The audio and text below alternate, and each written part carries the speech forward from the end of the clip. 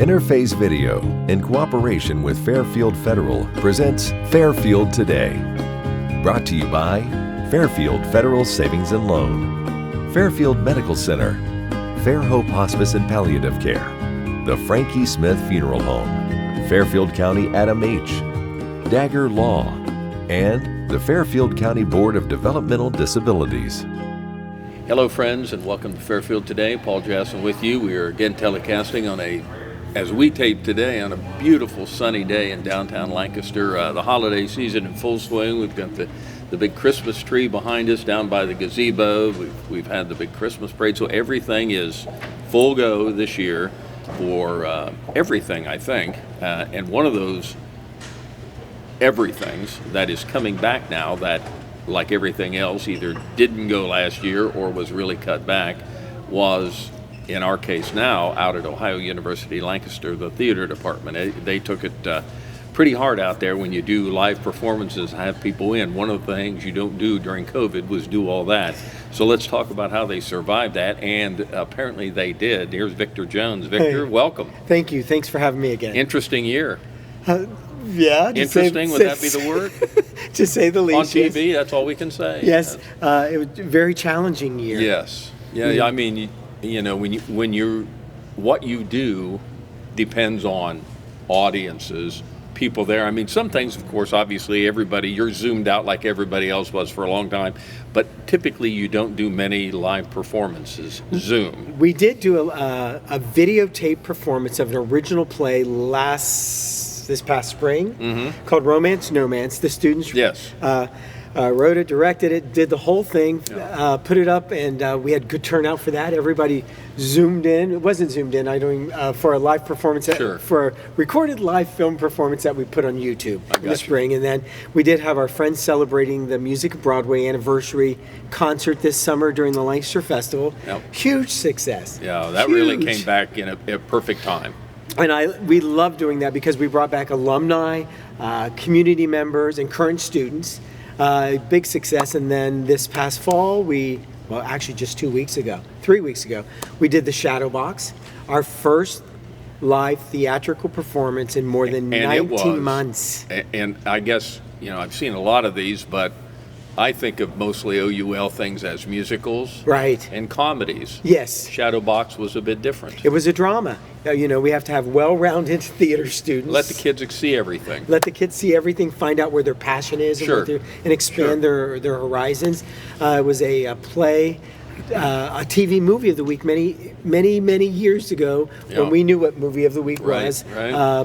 Paul Newman directed. His wife Joanne Woodward starred in it.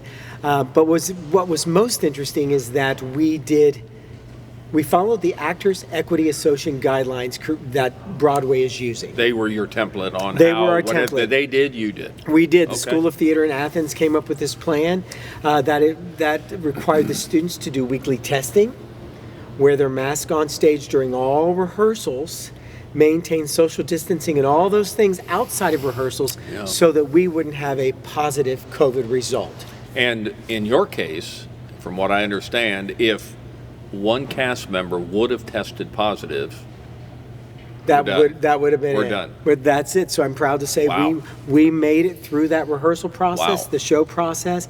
The students wore the mask backstage until they made an entrance on stage. They would remove the mask immediately before entering, did their scene, came off stage, put their mask back on. I followed the same protocols through rehearsal. We all wore the mask the entire time. That's asking a lot of young people. I mean, on top of everything else they've got going on in their heads at that moment when they've got to go on or come off, got to get your mask on, that's like step one. That is step one. We had to sanitize the set, wipe it down after every show. We sanitized the theater, seats, everything after every show. So there was a lot of things to make this happen, but the passion for the students, they were so excited to be back doing live theater, have that opportunity that they were willing to do anything to be back on the stage. Was it enjoyable for you doing a drama? It was. For a change? It was. I loved the show. I was introduced to the Shadow Box back at Otterbein during my undergraduate years. I was excited to dig into something meatier, like a drama, but now that we've done the drama, I'm ready to move to the spring to do a comedy. In your opinion, are dramas more difficult than comedies, or is it just so different it's hard to compare apples to oranges? I think comedy is much harder. That's what you've always heard that. It is much harder. It's just like creating a symphony or a musical, or you have your dynamics. It's very choreographed, very staged. It may look easy, but when I direct a farce or anything like that, it's simple as take two steps, and on the third one, that's the punchline. Comedy happens in threes. Timing is everything. It is everything, and when the actors are writing everything down in their scripts, it's that detailed. Up one step, fall off the step. Yeah. So I enjoy comedy a lot, and everyone knows that. But I thought it was important for me to grow also, sure, along with the students. How long has it been since you had a drama? Years? See, I have to think about it. I don't know. It's been a while. So, but now back to the genre that you feel more comfortable and with and enjoy a lot. That's what we're doing in the spring. So now the shadow box is over, and yep. I have to think one thing is that you work so hard. In this case, you work very hard to get everything working. Everything came out fine, and almost as soon as it's over, you got to let that go. We did, and you have to move on to what's next. We did. We took took partial of the set down immediately following. We got ready for the holiday parade, which was very exciting. Sure. Our dean walked with us in that. Nice. I know. Jared Tudor, great guy. Great guy. New dean, relatively new dean. Yes, a great guy. And on the float we had Snoopy, full costume, Snoopy's oversized doghouse. We had the Grinch behind Snoopy with Cindy Lou Who. I think I'm saying that right. So it was a really fun. We had the snow machines, bubble machines, holiday music. So right down your alley. So the float was very successful. We had a great time. So in terms of what's next? Ken Ludwig's A Comedy of Tenors is our show in this spring. That sounds great. It is a hoot. We did a show back in 2014 called Lend Me a Tenor, which was the original show. This is part 2. The same characters that were going on in America have now traveled to Paris. Oh. Takes place in the early 1920s. Musical, I'm gathering? No, early 1920s. No, but just a comedy. But there are 4 tenors who are going to perform at a soccer stadium. Yes. In Paris, and they sing a song and all that, and what could go wrong does go wrong. It's 2 wives, 3 girlfriends, 4 tenors, and everything ensues. So I assume when you bring this on, now this isn't necessarily a musical, so we won't couch it as but that. There is singing. There is a little bit of singing, so recruitment is always an issue. I mean, students come and go, that's just your life. They do, and it's exciting right now because we're in the midst. So if parents don't know what their students want to do, they're seniors, and they know they want to continue in education, but don't necessarily want to have that go-away experience. $500,000 worth of scholarship money is eligible to anyone who applies before January 15th. That's huge. That is. Of course, you have to have some of the grades to go with it and all that, but $500,000, you need to have your application in by January 15th. Orientations then take over June, July, and August.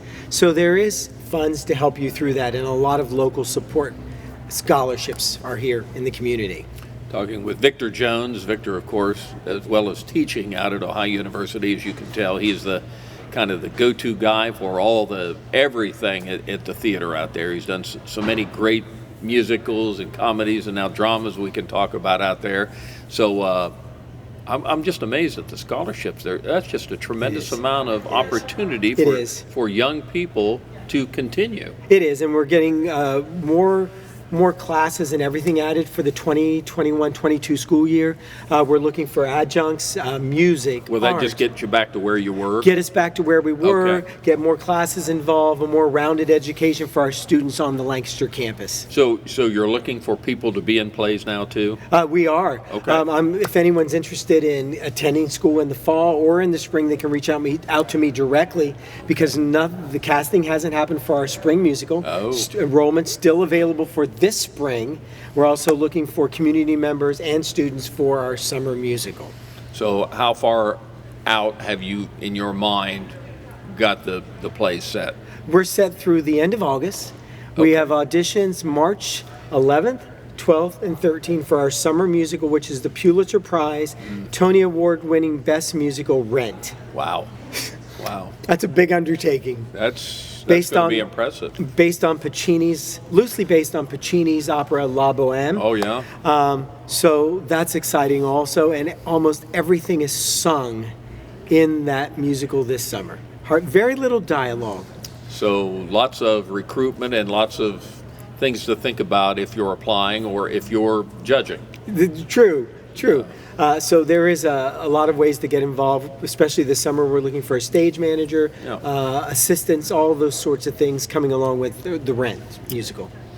Other than that, how was the play? You got a lot going on. I do. I'm mostly looking forward to the auditions coming up for students in December. Yeah. And then we often go running. We have a big event on campus January 17th for Martin Luther King Day. We have Celebrate Women on our campus coming up in March.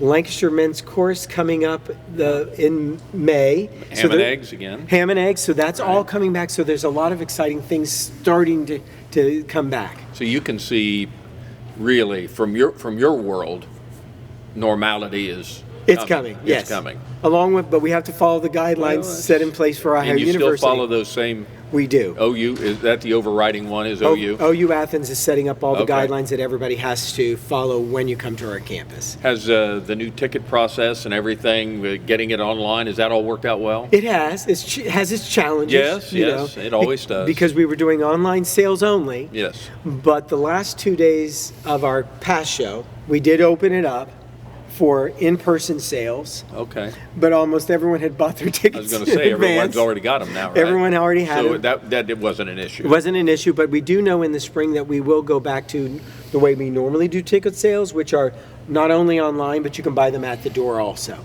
Well, it's always an exciting time, always just great fun to have you on. Thank you. Victor Jones with Ohio University Lancaster, and so many things going on. And next time when we come back, we understand you went to a performance up at the Ohio Theater. We'll get to talk about that because, what was that, Hades? Hades Town. Students on a field trip. Wonderful. And again, Rent coming up. You got it going on, Victor. And next is the Comedy of Tenors. Comedy of Tenors. That's always great fun. Victor Jones with Ohio University Lancaster. Thank you, Victor. Thank you for having me. We'll be back in just a moment. Fairfield Federal. When it comes to our customers and our community, we go above and beyond to help. Our people make the difference. We were retiring from Tucson, Arizona, and we made a retirement trip out around Ohio, having decided that's where we wanted to be. And we came across this town called Lancaster, and we fell in love with the downtown area where the fountain is and the memorials and the flags and all the stuff. And we looked around and I said, there's our bank right there. There's something to be said about a community bank in your hometown. Right. If you live in the community, you should do business in the community as much as possible. So it makes sense to bank with the community bank where you live. Fairfield Federal is the bank to be at. If you live in this town, or any town actually, you want to bank at a local home bank. And the employees are happy here, they're conversant, customer service is through the roof. There's nothing more you could ask for. Personal or business banking, whatever you need, we take it seriously because we know you do. Stop by today at any of our 3 locations and see why the difference is clear. Fairfield Federal Savings and Loan specializes in banking that revolves around you. Member FDIC, Equal Housing Lender. Welcome back to Fairfield Today. We talked about, we just had Victor Jones on, of course, and we talked about so many things last year, the last 12 months, 14, 18 months, either were cut out completely or they were cut down. But a few events did occur. And in the case now of the next guest we'll talk to, what they did last year turned out to be really good for them in spite of all the bad things that were going on. Our guest is Captain Brian Demichael with Salvation Army. Brian, thank you for joining us. Always a pleasure to be here. I thought maybe you'd get a field promotion. You'd be Major Demichael now since 2 more years. 2 more years? 2 more years. Is it Major? It will be Major, yes. 2 more years. 2023. When you hit Major, I'll salute you. I was an NCO, so I saluted most officers, but everybody's a captain, so we're going to go above that. When you make Major, I'm there for you. Appreciate it. I'm there for you. So last year, so many events were canceled, but the great bell ringing and kettle campaign that the Salvation Army went on through it all. We did. And you actually, in spite of all the setbacks and things that were going on, and we all know that, it really was pretty good for Salvation Army, for you here. It really was. Here in Lancaster, we met our goal. We actually exceeded it. Wow. We had lots of support. We had our workers. We didn't have as many volunteers in the past as we've had. We'd love to get those back this year. But even one of my staff members commented to me, they said, Captain, you usually get pretty grumpy during kettle season, like around the first or second week of December. This year, you made it all the way through to almost Christmas Eve. That's it remarkable. was just, we went into the season and we were not anticipating raising a lot. And Fairfield County just supported us just like every other year. It's a wonderful county to serve in. And, I've talked with some other locations where they may have had 15 or 16 kettle sites available and only had 3 people work. And it was a good year for us.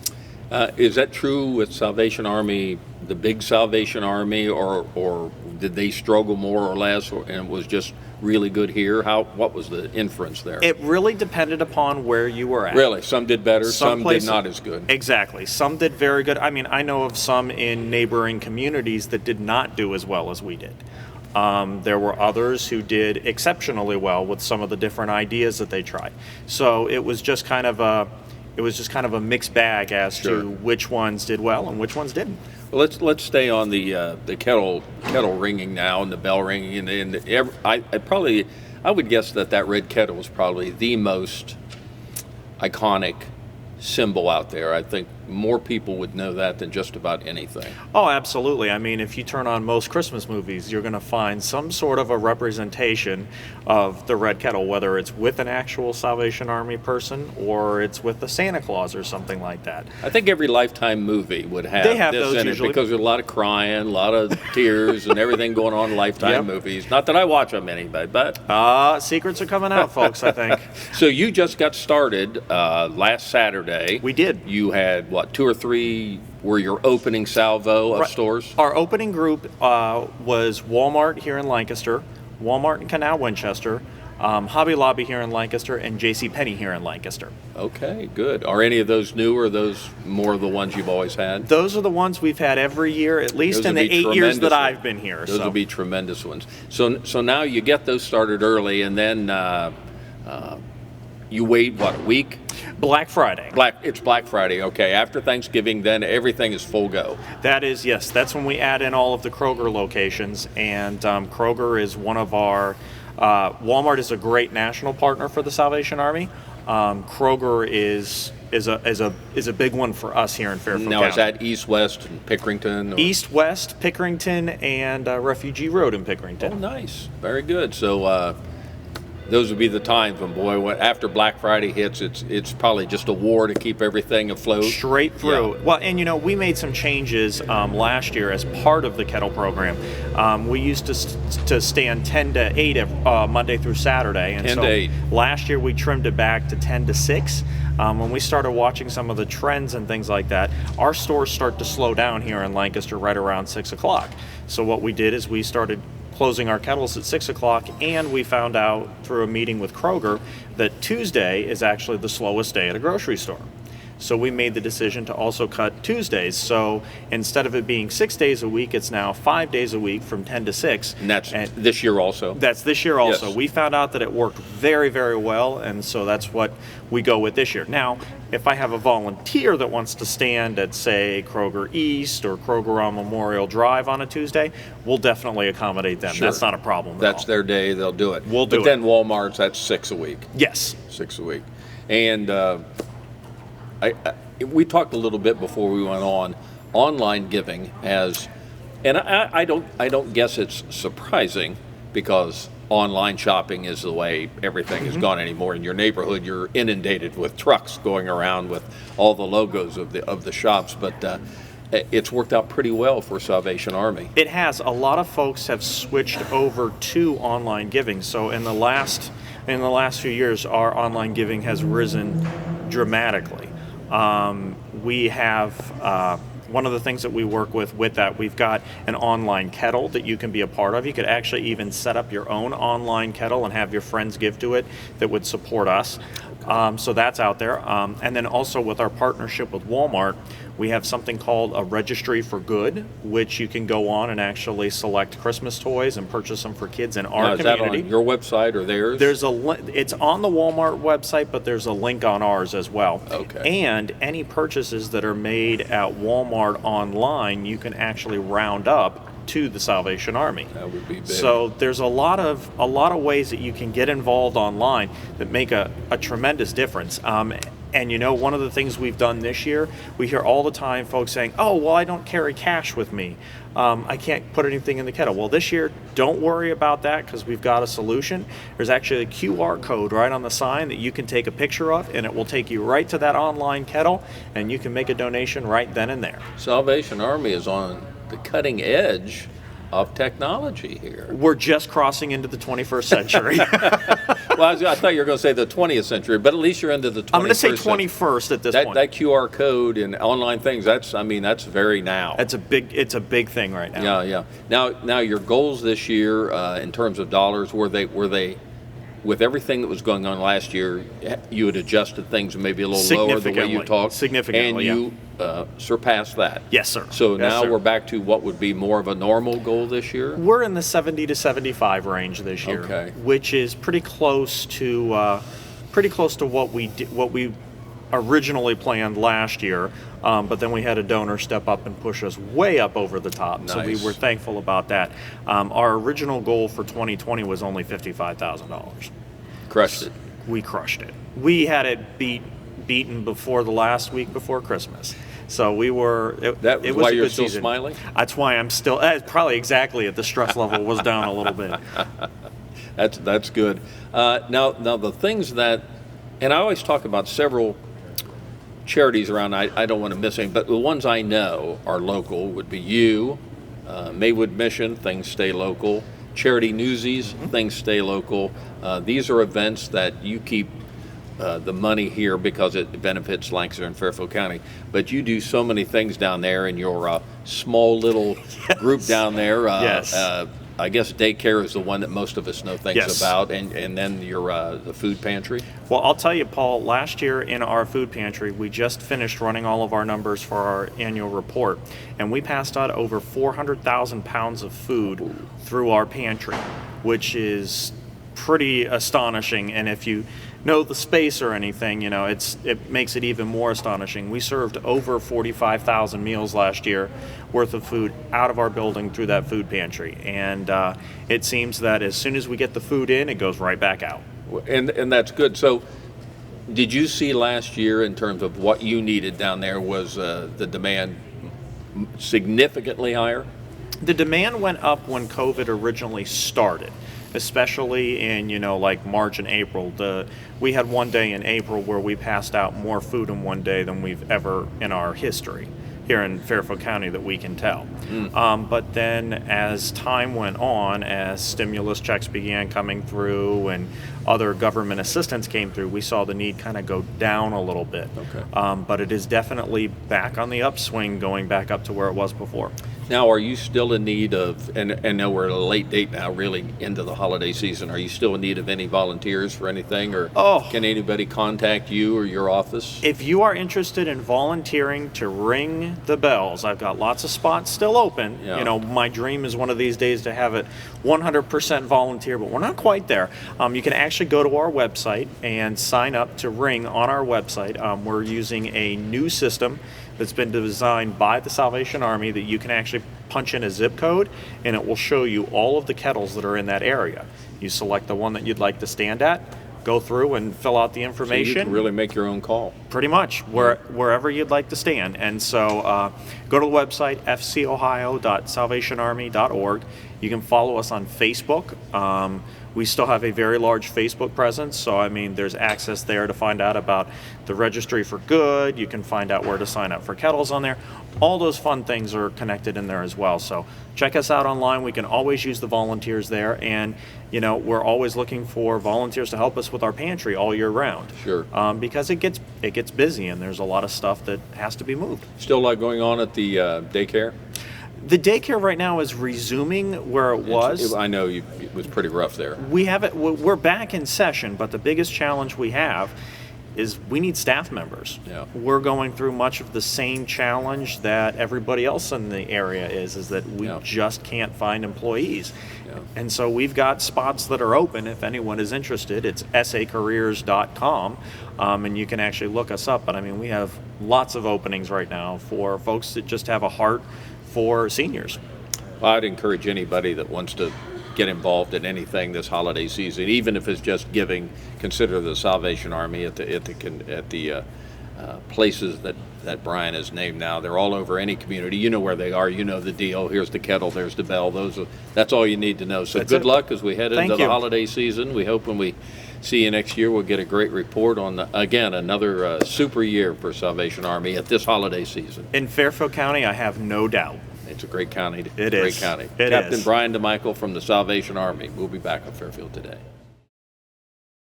Life is unpredictable. That's why estate planning is important. Estate planning provides you comfort and peace of mind knowing that you're taking care of your loved ones and ensuring your legacy lives on just as you envisioned. You lived a life that is beautifully and uniquely yours. You deserve an estate planning attorney who understands that and creates a plan as unique as you and in the best interest of your loved ones.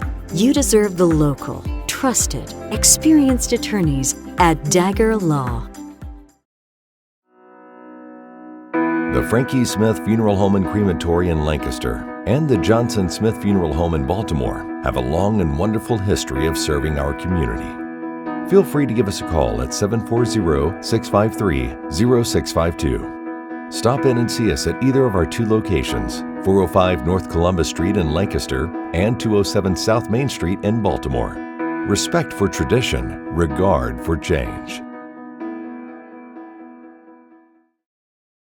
Hello, friends, and welcome back to Fairfield Today. Pleasure to be with you. And again, we talk about a lot of things going on this time of the year, and one of them that's coming up for almost 90 years now. We'll get the exact number of years, but it's been nearly 90 years that Charity Newsies have been doing such great things for the young people and adults here in Lancaster and Fairfield County. They will begin with the big auction and dinner they have coming up here. That's always a great way to kind of kick off their little season that we've got going on here in a compressed about a month time.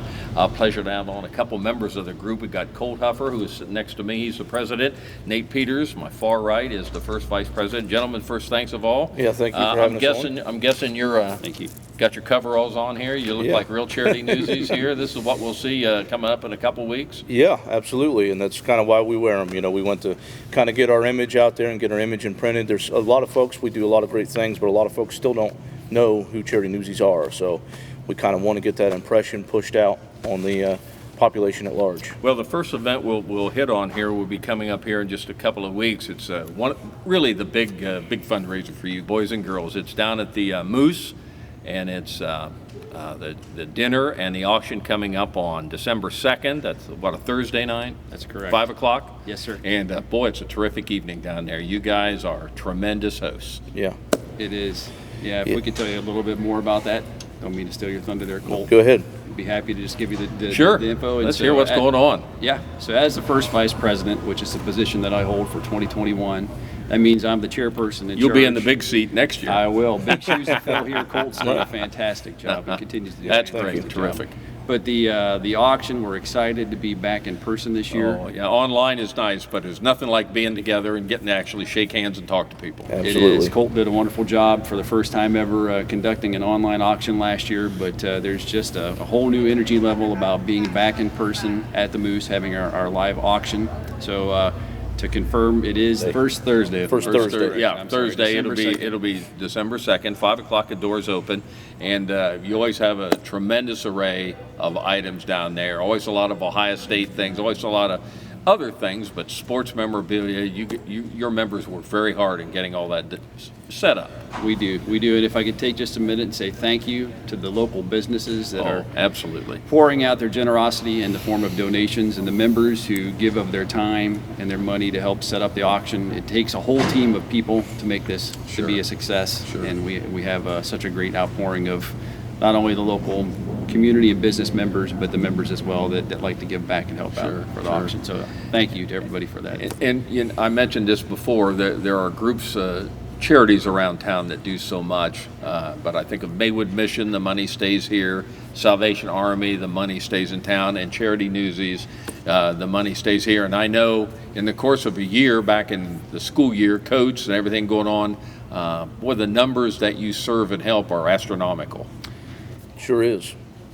Yeah, we typically field around 2,000 kids that we help and 1,000 families. That's remarkable. Yeah, between the various things we do, between reporting the structure fires and the clothing drive and the food box drives, we really reach out to a lot of folks in the county. Has the last year been more or less? Well, especially last year, it was quite the downturn, honestly. But this year numbers have been coming back up. Obviously, everybody knows inflation's rising and stuff, so that's putting a squeeze on some families. And we've had a lot of fires this year. I mean, I've personally been touched by 2 or 3 fires and close friends and family, and the Newsies were successfully able to go out and help those families. So it was really near and dear to my heart this year. That's great. That's great. And so we've got the auction coming up here in a couple of weeks on December 2nd. The other big event, I guess the high visibility event, is that Saturday morning, December 11th, your paper drive, which will be all around Lancaster and Fairfield County. We'll see these red outfits about every corner in town and in the county too. Yes. Yep. Yeah, we're all over the county. We go up, and believe it or not, Fairfield County touches the edge of Reynoldsburg, so we'll be all the way up in Reynoldsburg, clear down to Tarleton accommodates us, so that's right there on the county line. Sure. But so we're all the way from tip to tip. So if you're a member of Charity Newsies, that's a day you can figure you're going to be out. You're going to be out hustling and bustling, and we really get a lot of support from the community. Is that still they involved in printing the paper? They are. It's they've been bought out, of course, and they're part of a larger conglomerate. So things have changed a little bit with our relationship with them, but it's still a good one. And they are still helping us out. So we're thankful to have that support. But I wanted to say also that a lot of folks ask me, a lot of folks aren't carrying money like they used to these days. They carry their credit cards. Sure. And but man, we have a huge support system through this county, and Nate actually in the rain garnered more money than we've ever with his paper drive, and I have no doubt that Jeremy Kress, our second vice, is probably going to beat Nate's number, much to his chagrin. It's a challenge, isn't it? It's a challenge the way things are. Yeah. But you step up. Yeah. We do step up. Now, what hours are the paper drive? They start out about 9 a.m. to 2-ish p.m. I mean, different locations, if they're still running hot, they'll keep going, but you kind of let it go by the individual volunteer. There's different, there's age groups that run from some teenagers come out and help their parents, all the way up to folks that are mobile in their 80s are out there doing it. So you kind of let those people have personal discretion for their particular spot. And one of the things I guess I didn't know much about, so we've got the auction coming up here on the December 2nd, the paper drive on December 11th, that's a Saturday, and then on December 16th you have a big toy drive. Yes. So, I mean, you just don't stop in this month. That's right. Yeah, so we've been very fortunate and blessed to partner with Bootleggers here in downtown Lancaster on Main Street. Yeah. And they put out a donation box, and then we try to get people to show up on that Thursday, December 16th, like you mentioned, to come out, have some fun, maybe have a drink, have a good time with some friends. And if you can bring a new toy to donate, what we like to do is when we go out and deliver the food boxes to the families, we bring those toys that we collect through donation in our partnership with Bootleggers, and we give it to some of the families that have children as we're giving those boxes out. And it's been a huge thing. And one thing I just wanted to touch on is Bootleggers does head it up and they organize it, but a lot of these downtown businesses participate. Bob's Backyard Barbecue, O'Hood's. I know I'm missing the others, and I apologize, but it's a large support downtown here. Well, everybody steps up for the Charity Newsies. I think everybody recognizes what a great job you got. And then you've raised all this money from everything. got about a minute here. You've got the delivery set up, and that is on December 18th. You deliver all that to the needy families? Correct. Yeah, we, our food boxes are fairly famous, but they're a really big box. I don't have the cubic feet in the top of my head, but we do. It's a big box. It's a big box with a lot of goodies that go with the box that aren't in that box. But we do that times 500, and all those toys we mentioned earlier, we supplement each box depending upon that family's needs. Everybody gets helped. They do, yeah. Hey, Paul, if I could take just a second and mention that if anybody's interested in an opportunity to help out the Newsies, we do have a webpage. We also have a presence on Facebook. What's the web address? So the web address is charitynewsies1936.com. But really, if you just Google Fairfield County Charity Newsies, you'll find it. You'll find us. Yeah. And if you happen to know somebody that's a member, you can always reach out. There's a phone number on the webpage and the Facebook site that people can call. We can leave a message and they'll get back with us. And if there's a family in need, 211. So if someone were to call 211 and mention that they need help and that they're reaching out for the Charity Newsies, that'll get back to one of the officers and trustees that we can help out. Got Colt Huffer with us, Nate Peters, President, First Vice President of Charity Newsies this year. Thank you, fellas. It all begins coming up on December 2nd, coming up very soon, and then it goes all the way to the 18th when you make all the deliveries. So you got a busy month. Thanks for all your group does for Lancaster and Fairfield County. We're blessed to have a very active and great Charity Newsies group down here. Thank you, fellas. And give our best to all your membership. Good luck this year. We hope it really makes the money. That's very good. Charity Newsies with us today. Thank you for joining us on Fairfield Today. Interface Video, in cooperation with Fairfield Federal, presents Fairfield Today. Brought to you by Fairfield Federal Savings and Loan, Fairfield Medical Center, Fair Hope Hospice and Palliative Care, the Frankie Smith Funeral Home, Fairfield County Adam H., Dagger Law, and the Fairfield County Board of Developmental Disabilities.